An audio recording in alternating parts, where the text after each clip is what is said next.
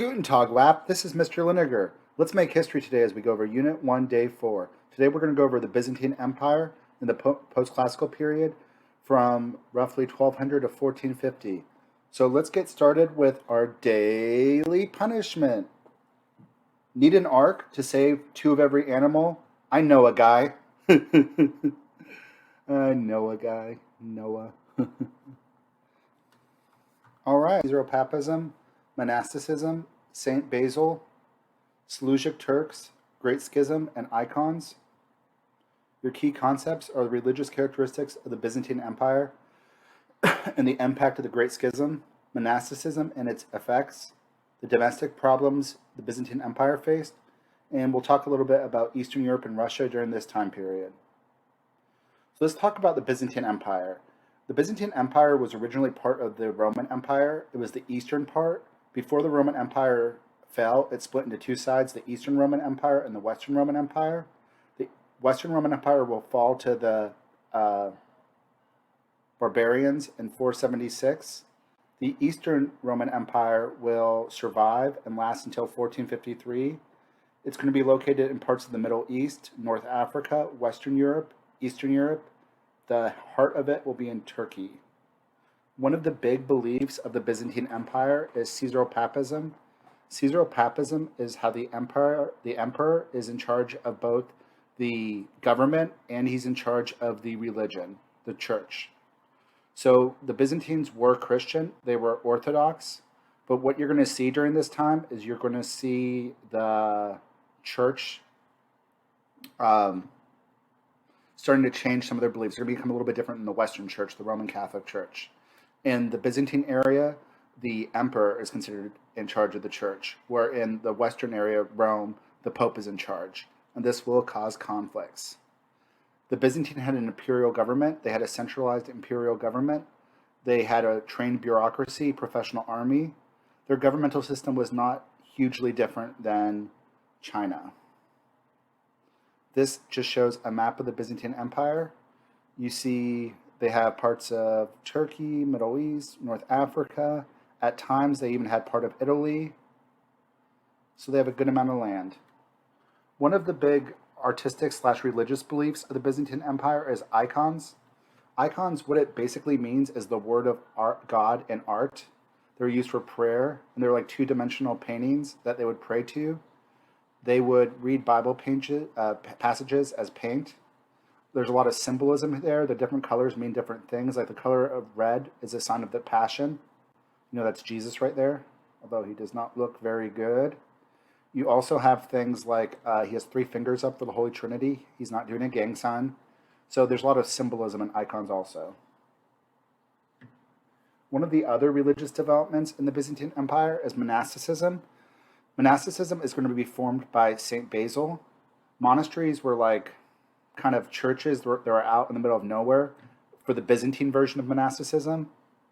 They were dedicated for hermits and ascetics. They began in Egypt in the desert.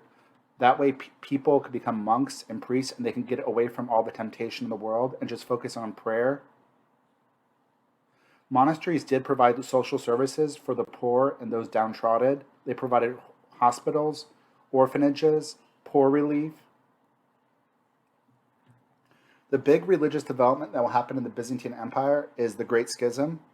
There's going to be some conflict between the Roman Church, the Western Church, and the Byzantine Church. They both were fighting for influence in Central Europe and the Balkans and Southern Italy. There was something called the Iconoclasm. One of the Byzantine emperors was trying to get rid of all icons. This upset the Roman Catholic Church because they also have icons. They have stained glass windows. They have statues to pray to. So that's going to cause a lot of criticism by the West. Probably the biggest thing is Caesaropapism. Who's in charge of the church? And the Byzantines, they're called the Orthodox. They believe the emperor's in charge. While the Western side, the Roman side, they're called the Catholics. They believe that the Pope is in charge. There was also some ritual differences. Leavened bread versus unleavened bread. The Byzantines had unleavened bread, I believe. Marriage of priests. In the Orthodox Church, you can get married if you're a priest. And whether you say liturgy in the vernacular. the Roman Catholic Church would only say the liturgy in Latin, where the Byzantines would say it in the common language. So what's going to happen is in 1054, both the Pope and the Patriarch, which is like the Byzantine version of the Pope, although he's not as powerful, will both excommunicate each other, and we'll have the first major split in the Christian Church between the Roman Catholic and the Eastern Orthodox. Let's talk about the Byzantine economy. They were an agricultural economy. They had a lot of landless peasants. They worked as sharecroppers. What's going to happen is there's going to be more taxes put on the peasants, especially towards the very end of the Byzantine Empire. And you're going to start to get serfdom. Serfdom is not slavery, but like the peasant is tied to the land. He can't leave the land. He could be sold with the land. The peasant basically becomes a commodity. And like your children are peasants also. It's not quite slavery, like they don't have absolute rights over there. You still get to own some of the land, or you get profits from some of the land. But it's the agricultural system that they're going to be using in Western and Eastern Europe until the 1500s. And in some areas, much longer than that. Russia doesn't get rid of serfdom until the 1800s. As far as industry and trade, the Byzantines will do some manufacturing. They'll produce high-quality silk. Some Byzantine monks will actually go to China and they'll steal some silkworms. They put it in their cane, a hollowed-out cane, and they bring some silkworms with them. So they're going to try to monopolize the European version of the silk trade. Constantinople is a huge trade link with the Mediterranean Sea and the Silk Road. They'll trade with the Middle East and India. And banks and partnerships will support commercial economy during this time.